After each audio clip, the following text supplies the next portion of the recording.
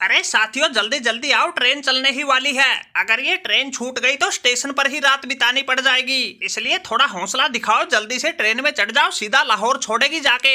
अरे बाबर भाई, हम तो लगभग खिड़की के पास पहुंच ही गए, लेकिन वो देखो पीछे हमारे हैरिस राउफ और शाहीन अफरीदी ऐसे चल रहे हैं जैसे इनके पाँव में मेहंदी लगी हो। अरे जल्दी जल्दी आओ भाई, वरना सीट ना मिलेगी, पूरा सफर खड़े होकर ही काटना पड़ेगा। इस हैरिस राउफ ने तो पूरा बोरा उठा रखा है, इसको पहले ही कहा था थोड़ा कम आटा डाल ले। अरे फकर जमान भाई, छोड़ो इस हैरिस राउफ को, काम का ना काज का, दुश्मन अनाज का। इन्होंने जरा भी लिहाज नहीं रखा पाकिस्तान की लाज का। अरे चलो हम चढ़ जाते हैं, जल्दी से सीट भी रोक लेंगे। अरे कौन हो भाई तुम लोग, ऐसे गधों की तरह लदे हुए हो, तुम्हें ट्रेन में चढ़ने कौन देगा?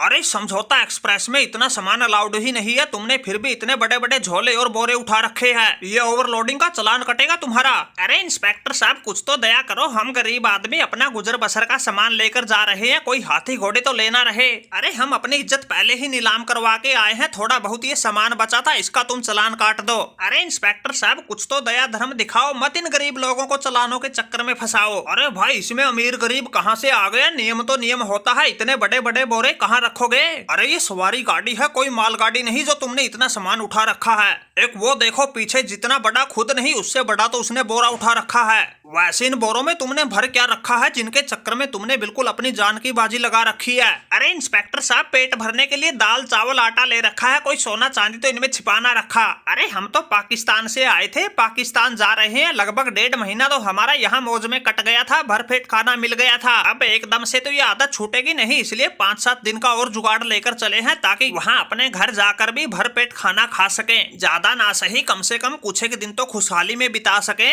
अरे बाबर भाई, मुझे पता नहीं क्यों इस इंस्पेक्टर की शक्ल रोहित शर्मा से मिलती जुलती लग रही है। बाबर भाई थोड़ा ध्यान से देखो, मुझे ही भुलेखा लगा है या रोहित शर्मा ने ही इंस्पेक्टर की वर्दी डाल रखी है? अरे फकर जमान भाई, तुमने तो मेरे मुंह की बात छीन ली, मुझे भी ऐसा ही लग रहा था, बस पूछने की हिम्मत ना हो रही थी। अब तुमने मेरे शक को यकीन में बदल दिया है, तो इससे पूछ ही लेते हैं। अरे इंस्पेक्टर साहब, आपकी शक्ल तो हमारे मित्र रोहित शर्मा से मिलती है। अरे कहीं तुम वही तो नहीं, पुलिस की वर्दी डाल के इस गरीबों के गरीब बाबर के स्वाद ले रहे हो? अरे सुसरी के बबरुआ, ठीक पहचाना, हमें खबर लग गई थी, बाबर अपना झोला झंडा उठा के ट्रेन के रास्ते पाकिस्तान जा रहा है। अरे एक तो हमें अपना मित्र बता रहे हो, ऊपर से ऐसे बिना बताए ही चुपके छिपके जा रहे हो। अरे तुम लोगों ने अपनी क्या हालत बना रखी है, तुम्हारा हैरिस राउफ हो या सदाब खान, सभी ने पूरा लाद रखा है सामान। बाबर भाई कम तुम भी नहीं हो, 2-2 झोले उठा रखे हैं, सामान के चक्कर में कपड़े भी पसीने से तरबतर बना रखे हैं। अरे रोहित भाई क्या करे, इज्जत का तो फलूदा बन ही गया, सोचा कम से कम साथ में दाल आटा तो ले चले।